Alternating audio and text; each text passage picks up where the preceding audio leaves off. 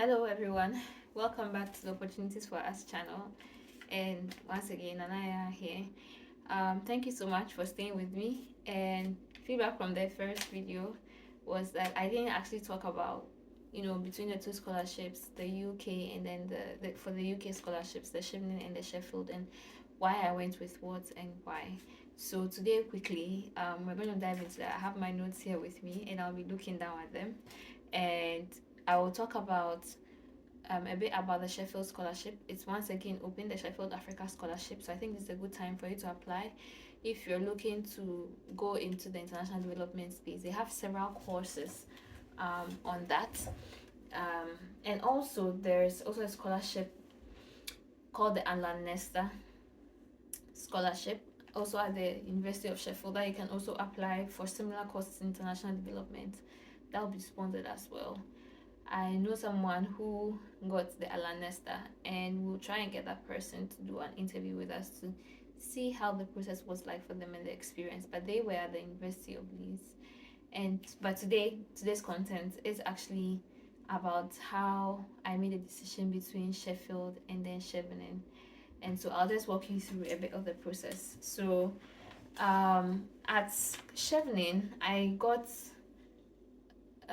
the opportunity. I was being offered the opportunity to study an MSc Environment and Development at University of Leeds for Chevening scholarship, and then for the Sheffield Africa scholarship, it was looking at MSc Environment Change and International Development at the University of Sheffield. Now, for me, I felt like these both schools were very good schools because they were, first of all, Russell Group universities, and those are like top schools in UK that are like recognized worldwide, and usually like in the top 20 to like 30 universities in the UK. So that was good for me.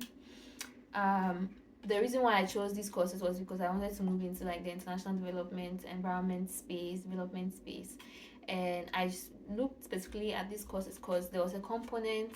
Well, at the time, before we knew COVID was going to happen, was that there would be an opportunity for like University of Leeds like to go to Tanzania to do like field work, and that was like really appealing to me. Unfortunately, the time I started my course, COVID was still around, so that part of the component of the course was cancelled. But these were major reasons why I picked these both courses.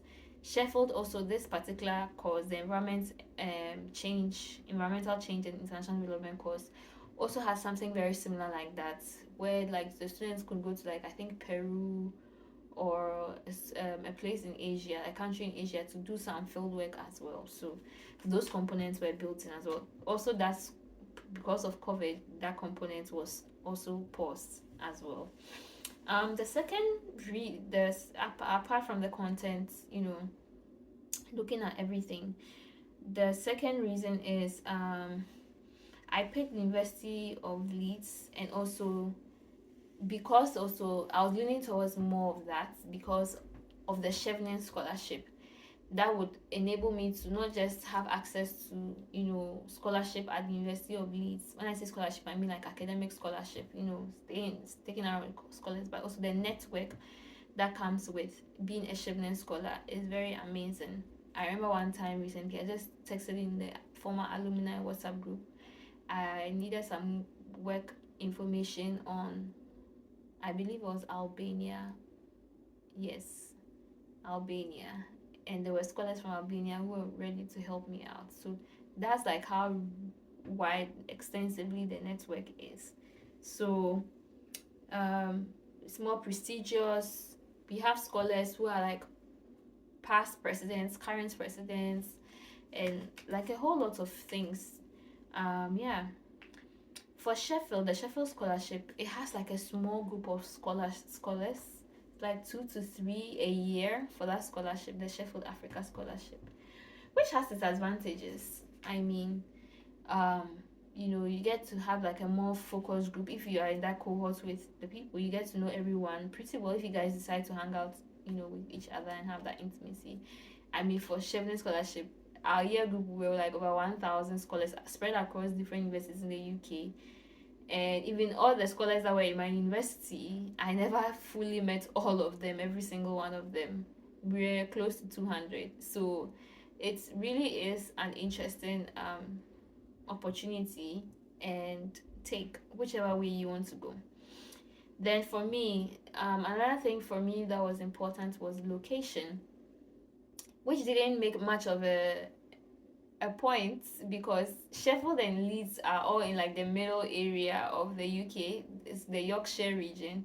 They're actually not that far from each other. Sheffield is like an hour 45 minutes by train, or like an hour 20 minutes by bus, like from Leeds. So I visited Sheffield once, just, you know, out of curiosity to see what could have been.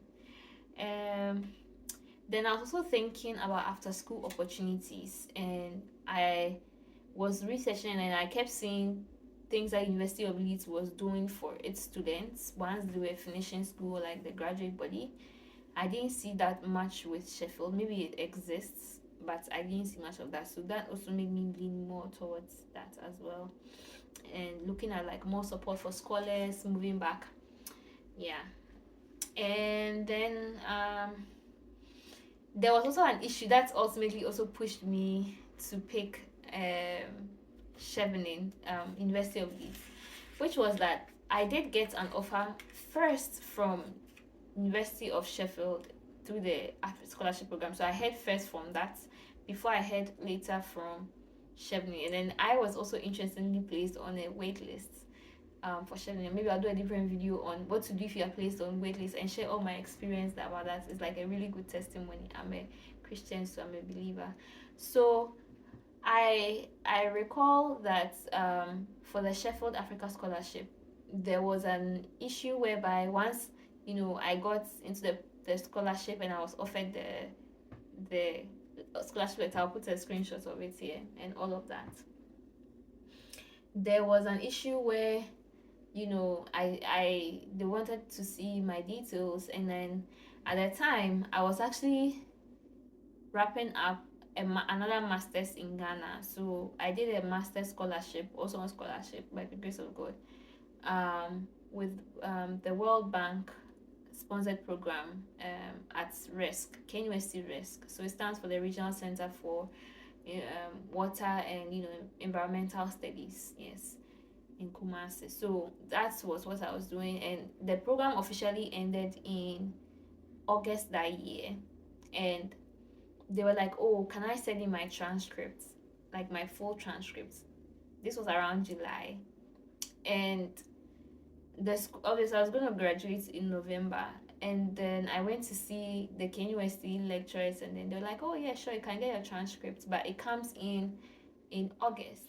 And then there was a strike in August amongst Ghanaian universities that year in 2021.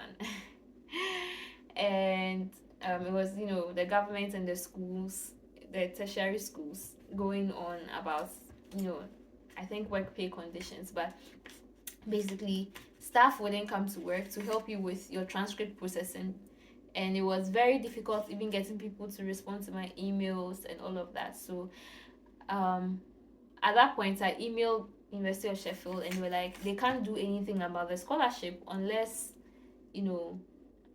about my admission, unless I'm able to submit the full transcript to show that I'm done with the school, and all of that. So that was an unfortunate thing. If there was no strike, I would have definitely received my transcripts, and then I would have been able to move on. Yeah.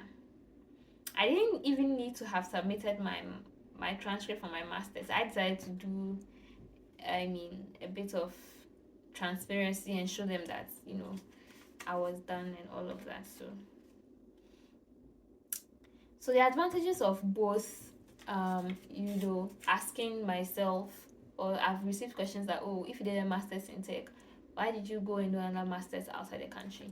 I would encourage anyone, to do a master's, outside their home country if you can. It doesn't need to be in the UK, it doesn't need to be in the US. If you're Ghanaian, you can do it in South Africa, you can do it in Rwanda. It gives you an international perspective and advantage. You get to sit in a class. Most of the time, you'll be sitting in a class with people from different parts of the world. most of the time when you do it outside of, your home country. And what happens is that like you get to see different perspectives, different ideas and solutions to problems that are probably also existing in your country, but you've never heard of, like unique case studies. That's what I always found interesting. Yes. And then the other thing, was the fact that you get to have like these connections for a lifetime, and you have these resources that are available to you, and you can actually leverage on that to build bigger things, to do more collaborations, and to extend your reach of impact with whatever it is that you're doing. So these were my reasons, comparing both for University of Sheffield and then University of Leeds. And then at the end of the day, I picked the University of Leeds to do the 1 year environment and development program. My assessment of that program is that it was a very fantastic program. Unfortunately, the fieldwork got cancelled, which was very sad. And yeah, but we still made like the best of it, and it was a very amazing program. Yeah, I got to learn a lot, and I got to see. For me, I was coming from an environmental engineering background, so but I got to that's why my first introduction exposure to setting where we're doing a lot of development perspectives, a lot of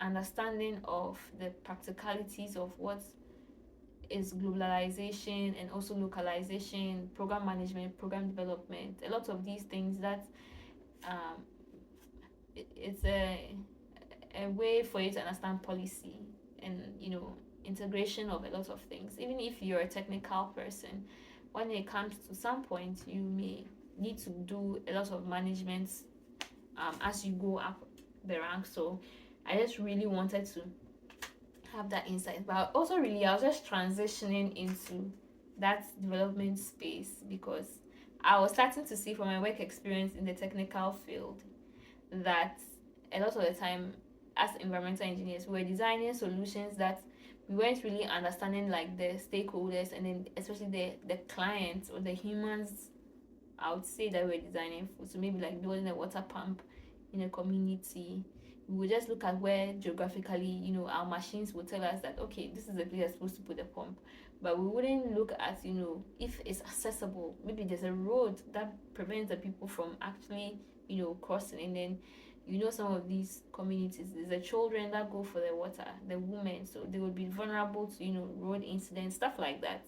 So there was a whole lot that, I was looking at, and how as an engineer you're limited. You're supposed to do what you're supposed to do. Is the people who do the policies that can sometimes bring in like mechanisms and systems that can help improve the lives of people in that sense. So that's really why, after working in the water and sanitation space, that engineering space, from that aspect, I decided that I needed to do a bit of policy work as well. So thank you so much for watching this video. I hope it's been useful. I hope me sharing insights into how I came about my decision can help you to also, first of all, think thoroughly about what you want to do for yourself, for your career, and secondly, also to look at what options are available to you, and then lastly, look at the content and then put those things in place, and then see how at the end of the day, if you even have like a group of responses, positive responses from various schools and scholarships, you can like critically think through what you want to do, look at some things that you want to look out for, and then make your final choice. Thank you so much for being here with me today, and see you next week.